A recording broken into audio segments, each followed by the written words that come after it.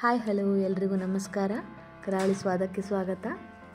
ಇವತ್ತಿನ ವಿಡಿಯೋದಲ್ಲಿ ನಾನು ಖಾರ ಪೊಂಗಲ್ ಮಾಡ್ತಾ ಇದ್ದೀನಿ. ಇದನ್ನು ವಿಶೇಷವಾಗಿ ಸಂಕ್ರಾಂತಿ ಹಬ್ಬಕ್ಕೆ ಮಾಡ್ತಾರೆ. ತುಂಬ ಸಿಂಪಲ್ ಆಗಿದ್ರೂ ಅಷ್ಟೇ ರುಚಿಯಾಗಿರುತ್ತೆ.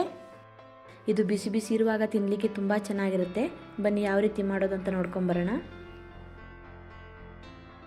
ನಾನಿಲ್ಲಿ 1 ಕಪ್ ಆಗುವಷ್ಟು ನಾರ್ಮಲ್ ಅಕ್ಕಿನ ತೊಗೊಂಡಿದ್ದೀನಿ. ರೇಷನ್ ಅಕ್ಕಿ ಅಥವಾ ಸೊಸೈಟಿ ಅಕ್ಕಿನ ಯೂಸ್ ಮಾಡ್ತಾ ಇದ್ದೀನಿ. ಈ ಅಕ್ಕಿಯಿಂದ ಮಾಡೋದ್ರಿಂದ ಪೊಂಗಲ್ ಮೆತ್ತಗಾಗಿ ತುಂಬ ಚೆನ್ನಾಗಿ ಬರುತ್ತೆ. ಹಾಗೆ ಅದೇ ಕಪ್ಪಿನ ಅಳತೆಯಲ್ಲಿ 1 ಕಪ್ ಆಗುವಷ್ಟು ಹೆಸರುಬೇಳೆನ ಹಾಕೋತಾ ಇದ್ದೀನಿ. ಅಕ್ಕಿ ಮತ್ತು ಹೆಸರುಬೇಳೆ 2 ಸಮ ಪ್ರಮಾಣದಲ್ಲಿ ತಗೊಳ್ಳೋದ್ರಿಂದ ಪೊಂಗಲ್ ಟೇಸ್ಟ್ ತುಂಬ ಚೆನ್ನಾಗಿರುತ್ತೆ. ನೆಕ್ಸ್ಟ್ ಎರಡನ್ನೂ ಚೆನ್ನಾಗಿ ವಾಶ್ ಮಾಡ್ಕೋಬೇಕು. ನಿಮಗೆ ರೇಷನ್ ಅಕ್ಕಿ ಬೇಡ ಅಂದರೆ ನೀವು ಸೋನಾ ಮಸೂರಿ ಅಥವಾ ಬಾಸುಮತಿ ರೈಸಲ್ಲೂ ಮಾಡ್ಕೋಬಹುದು. ಚೆನ್ನಾಗಿ ತೊಳೆದಾದ್ಮೇಲೆ ನೀರನ್ನೆಲ್ಲ ಸೋಸ್ಕೋತಾ ಇದ್ದೀನಿ. ನೆಕ್ಸ್ಟ್ ನಾನು ಸ್ಟವ್ ಮೇಲೆ ಕುಕ್ಕರ್ನ ಇಟ್ಟು ವಾಶ್ ಮಾಡಿ ಇಟ್ಕೊಂಡಿರೋ ಅಕ್ಕಿ ಮತ್ತು ಹೆಸರುಬೇಳೆನ ಹಾಕೋತಾ ಇದ್ದೀನಿ. ಹಾಗೆ 1 ಚಮಚ ಆಗುವಷ್ಟು ತುಪ್ಪನ ಹಾಕೋತಾ ಇದ್ದೀನಿ. ನೀವು ತುಪ್ಪ ಬದಲು ಎಣ್ಣೆನಾದರೂ ಹಾಕೋಬಹುದು. ಇದನ್ನು ಸ್ವಲ್ಪ ಹುರ್ಕೋತಾ ಇದ್ದೀನಿ. ಜಾಸ್ತಿ ಹುರ್ಕೋಬೇಕಂತಿಲ್ಲ, 1 ರಿಂದ 2 ನಿಮಿಷ ಸ್ವಲ್ಪ ಹುರ್ಕೊಂಡ್ರೆ ಸಾಕು. ನೆಕ್ಸ್ಟ್ ನಾನು ನೀರನ್ನು ಸೇರಿಸ್ಕೋತಾ ಇದ್ದೀನಿ. ನಾನಿಲ್ಲಿ ತೊಗೊಂಡಿರೋ 1 ಕಪ್ ಅಕ್ಕಿ ಮತ್ತು 1 ಕಪ್ ಹೆಸರುಬೇಳೆಗೆ 6 ಕಪ್ ಆಗುವಷ್ಟು ನೀರನ್ನು ಹಾಕೋತಾ ಇದ್ದೀನಿ. ನಿಮಗೆ ಅನ್ನ ಸ್ವಲ್ಪ ಗಟ್ಟಿ ಇದ್ದು ಜಾಸ್ತಿ ಮೆತ್ತಗಾಗಬಾರ್ದು ಅಂದರೆ 1 ಕಪ್ ಆಗುವಷ್ಟು ನೀರನ್ನು ಕಡಿಮೆ ಹಾಕ್ಕೊಳ್ಳಿ. ನೀರು ಹಾಕಿದ ಮೇಲೆ ಚೆನ್ನಾಗಿ ಒಂದು ಸಲ ಮಿಕ್ಸ್ ಮಾಡಿ 1 ಚಮಚ ಆಗುವಷ್ಟು ಉಪ್ಪನ್ನ ಹಾಕೋತಾ ಇದ್ದೀನಿ. ಹಾಗೆ 1/4 ಚಮಚ ಅರಿಶಿನ ಪೌಡರ್ನ ಹಾಕ್ತಾಯಿದ್ದೀನಿ. ಅರಿಶಿನ ಪೌಡರ್ ಹಾಕೋದ್ರಿಂದ ಕಲರ್ ಅಲ್ಲದೆ ಟೇಸ್ಟ್ ಕೂಡ ಚೆನ್ನಾಗಿರುತ್ತೆ. ಚೆನ್ನಾಗಿ ಒಂದು ಸಲ ಮಿಕ್ಸ್ ಮಾಡ್ಕೋತಾ ಇದ್ದೀನಿ. ಇದನ್ನು ಇವಾಗ ಮೆತ್ತಗಾಗೋ ತನಕ ಬೇಯಿಸ್ಕೋಬೇಕು. ಚೆನ್ನಾಗಿ ಮಿಕ್ಸ್ ಮಾಡ್ಕೊಂಡಾದಮೇಲೆ ಕುಕ್ಕರ್ ಮುಚ್ಚಳನ ಮುಚ್ಚಿ 2 ವಿಸಿಲ್ ಆಗೋ ತನಕ ಬೇಯಿಸ್ಕೋತಾ ಇದ್ದೀನಿ. ನೋಡಿ, ಪ್ರೆಷರ್ ಎಲ್ಲ ಹೋದ್ಮೇಲೆ ಕುಕ್ಕರ್ ಮುಚ್ಚಳನ ಓಪನ್ ಮಾಡ್ತಾ ಇದ್ದೀನಿ. ನೋಡಿ, ಅಕ್ಕಿ ಮತ್ತು ಬೇಳೆ ಚೆನ್ನಾಗಿ ಬೆಂದಿದೆ, ಮೆತ್ತಗಾಗಿದೆ. ತುಂಬ ಮೆತ್ತಗಾಗೋ ತನಕ ಬೇಯಿಸ್ಕೋಬೇಡಿ, ಅನ್ನ ಸ್ವಲ್ಪ ಗಟ್ಟಿ ಇರಲಿ, ಚೆನ್ನಾಗಿರುತ್ತೆ.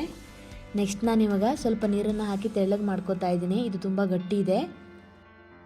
ನಾನಿಲ್ಲಿ ಬಿಸಿ ನೀರನ್ನು ಹಾಕ್ತಾ ಇದ್ದೀನಿ. ತಣ್ಣೀರು ಹಾಕಿದರೆ ಕಾಯಲಿಕ್ಕೆ ಸ್ವಲ್ಪ ಟೈಮ್ ತಗೊಳುತ್ತೆ. ಹಾಗೆ ಬೇಯ್ತಾ ಇನ್ನೂ ಮೆತ್ತಗಾಗಿಬಿಡುತ್ತೆ. ಹಾಗಾಗಿ ಬಿಸಿ ನೀರನ್ನೇ ಹಾಕ್ಕೊಳ್ಳಿ. ಪೊಂಗಲ್ ಎಷ್ಟು ತೆಳ್ಳಗೆ ಬೇಕು ಅಂತ ನೋಡಿಕೊಂಡು ನೀರು ಹಾಕಿ ಅಡ್ಜಸ್ಟ್ ಮಾಡ್ಕೊಳ್ಳಿ. ತುಂಬ ದಪ್ಪ ಮಾಡಲಿಕ್ಕೆ ಹೋಗಬೇಡಿ. ಹಾಗೆ ಸ್ವಲ್ಪ ಉಪ್ಪನ್ನ ಹಾಕ್ತಾ ಇದ್ದೀನಿ. ಆಲ್ರೆಡಿ 1 ಚಮಚ ಉಪ್ಪು ಹಾಕಿದ್ದೆ, ಬೇಕಿದ್ದರಷ್ಟೇ ಹಾಕ್ಕೊಳ್ಳಿ. ಉಪ್ಪು ಹಾಕಿದ ಮೇಲೆ ಚೆನ್ನಾಗಿ ಒಂದ್ಸಲ ಮಿಕ್ಸ್ ಮಾಡ್ಕೋತಾ ಇದ್ದೀನಿ. ನೆಕ್ಸ್ಟ್ ನಾನಿವಾಗ ಒಗ್ಗರಣೆ ಕೊಡಲಿಕ್ಕೆ ಒಂದು ಪ್ಯಾನ್ನ ಇಟ್ಟಿದ್ದೀನಿ. ಹಾಗೆ ಅದರಲ್ಲಿ ಸ್ವಲ್ಪ ಎಣ್ಣೆ ಮತ್ತು ಸ್ವಲ್ಪ ತುಪ್ಪನ ಹಾಕ್ತಾ ಇದ್ದೀನಿ. ಬರೀ ಎಣ್ಣೆನೇ ಹಾಕೋಬಹುದು, ಆದರೆ ತುಪ್ಪ ಹಾಕೋದ್ರಿಂದ ಟೇಸ್ಟ್ ಚೆನ್ನಾಗಿ ಬರುತ್ತೆ. ಎಣ್ಣೆ ಮತ್ತು ತುಪ್ಪ ಬಿಸಿ ಆದಮೇಲೆ 1 ಚಮಚ ಆಗುವಷ್ಟು ಜೀರಿಗೆ, 1 ಚಮಚ ಆಗುವಷ್ಟು ಕಾಳುಮೆಣಸು, ಹಾಗೆ ಸ್ವಲ್ಪ ಗೋಡಂಬಿನ ಹಾಕೋತಾ ಇದ್ದೀನಿ. ನಾನಿಲ್ಲಿ 8 ರಿಂದ 10 ಆಗುವಷ್ಟು ಗೋಡಂಬಿನ ಹಾಕಿದ್ದೀನಿ. ಇದೆಲ್ಲವನ್ನು ಹಾಕಿದ ಮೇಲೆ ಸ್ವಲ್ಪ ಹುರ್ಕೋಬೇಕು.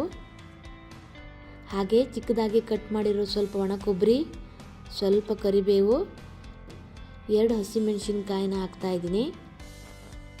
ಹಾಗೆ ಸ್ವಲ್ಪ ಶುಂಠಿನ ಈ ಥರ ಚಿಕ್ಕದಾಗಿ ತುರ್ಕೊಂಡು ಹಾಕ್ತಾ ಇದ್ದೀನಿ.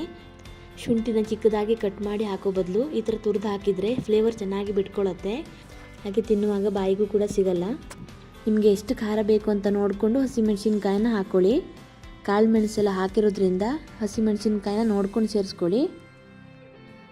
ಚೆನ್ನಾಗಿ ಹುರ್ಕೊಂಡಾದಮೇಲೆ ನೆಕ್ಸ್ಟ್ ನಾವು ಇವಾಗ ಇದನ್ನು ಪೊಂಗಲ್ಗೆ ಸೇರಿಸ್ಕೊಳ್ಳೋಣ. ಹಿಂಗನ್ನ ಒಗ್ಗರಣೆಯಲ್ಲೇ ಸೇರಿಸ್ಕೊಳ್ಳಿ. ನನಗೆ ಆವಾಗ ಹಾಕಲಿಕ್ಕೆ ನೆನಪಾಗಲಿಲ್ಲ, ಹಾಗಾಗಿ ಈಗ ಸೇರಿಸ್ಕೊತಾ ಇದ್ದೀನಿ. ಹಿಂಗನ್ನ ಸ್ವಲ್ಪ ಹಾಕಿದರೆ ಸಾಕು.